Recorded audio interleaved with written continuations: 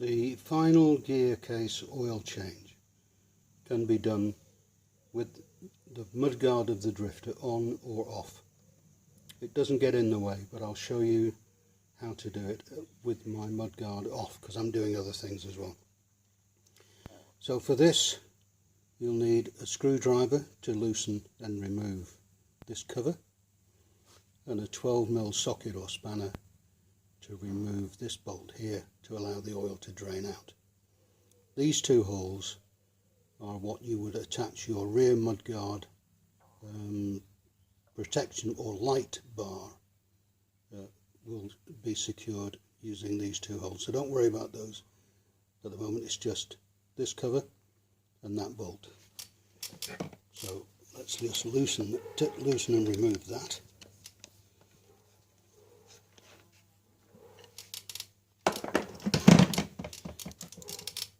And the drain.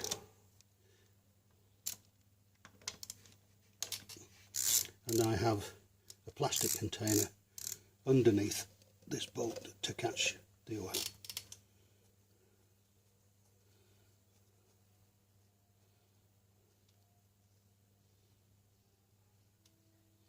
Nearly there. There we go. And we'll just let that drain and see what's in it. The bolt here, I thought there was a felt washer on this, but there isn't. It's just got a very flat incorporated washer. So that's all you need. Just clean that off. There's no, can't feel anything within the oil, so we'll just let that drain. Now what I'm going to use is, as I've said in a previous video, there's butylene heavy motorcycle gearbox oil here, and it is 80 and 90 weight. Okay, so this is the stuff, but what you need to remember is that this is classed as API GL5, which is shown on the label just there. So that suggests that if you find any other oil with the same classification, it should do the trick. But at the moment I'm using this butylene oil. So we're just letting it drain off, and then what I'm going to do, because the aperture here is awkward for a funnel, I'm going to put an amount of oil in this container from the bottle, because I can't use the bottle to fill that up, and I'm going to use this lethal looking syringe to draw enough oil in order to refill through this aperture here. So we'll just watch the oil drip, and then we'll do it in reverse order and refill it, and then that's job done. So a little bit of peace and quiet.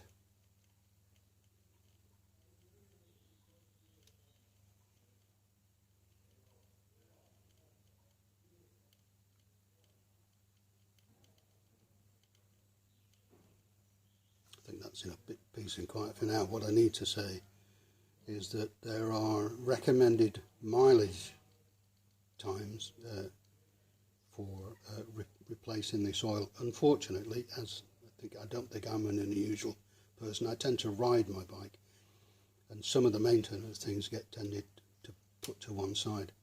Can't remember when I last did the oil change on this, but in all the time that I've owned it, it's probably only been done twice. This is the third time, and my speedo is showing 115,000 kilometers. So I have to say, and in all fairness to Kawasaki, these are very robust machines. They will tolerate a fair amount of abuse, and are very unforgiving, or very, sorry, forgiving to the way that people ride. I think that the trick with these bikes is not to fiddle with them. Put oil in where oil is needed, put fuel in where fuel is needed, tyres, as you can see, where tyres are needed, and enjoy them. And don't spend a lot of time fiddling. There's a number of owners have talked about low mileage bikes. This bike of mine is 21 years old, and it benefits from being ridden. And some of the bikes that are on the market are 21 years old with as little as 4,000 miles, which means that they've spent most of their time standing still. Doesn't do them a great deal of good. So please enjoy. Anyway, let me just finish this off. So the oil is now dripping, and I will consider that as empty. So I'll replace this drain bolt, being careful not to cross thread it. There we go, you can feel it when it's right. Okay.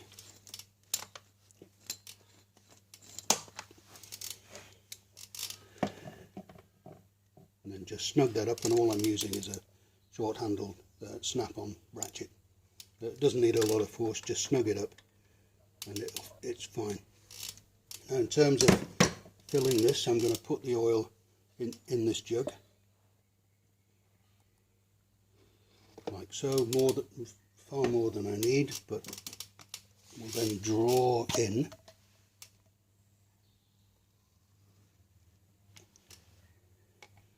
an appropriate amount of oil. This syringe takes 100 millilitres, so that we need 2 of these to fill this up. But as I said, to check the level of the oil, all you need to do is see if there is oil sitting in the threads at the bottom here. So don't worry too much about how much, just make sure that the oil goes in, and as you can see, it's easier to use a syringe. And we'll do another one. Oops.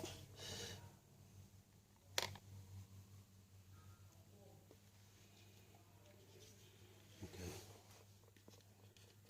And number 2. And you'll see that the oil is beginning to spill out. So let's just wipe that off to make sure that we get the right amount of oil in it. Clean off the thread.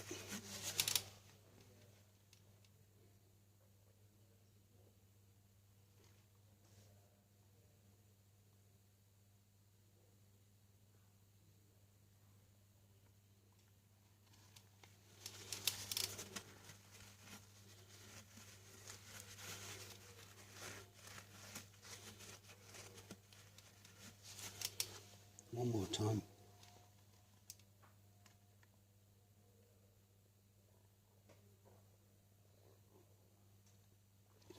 And you can see there that the oil is coming out and it's sitting in the thread, so it's full. Now what you will notice is that there's 40 millilitres of oil left, so I've only put 160 in. But as you can see, it's full. Let's just do one more check.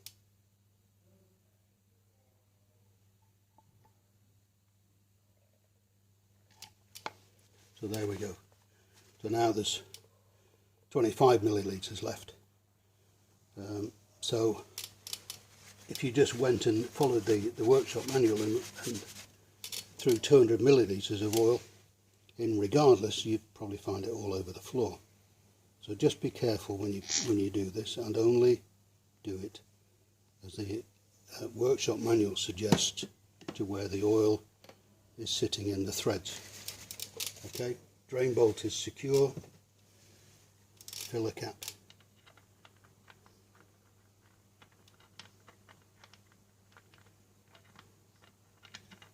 Very fiddly, so take your time.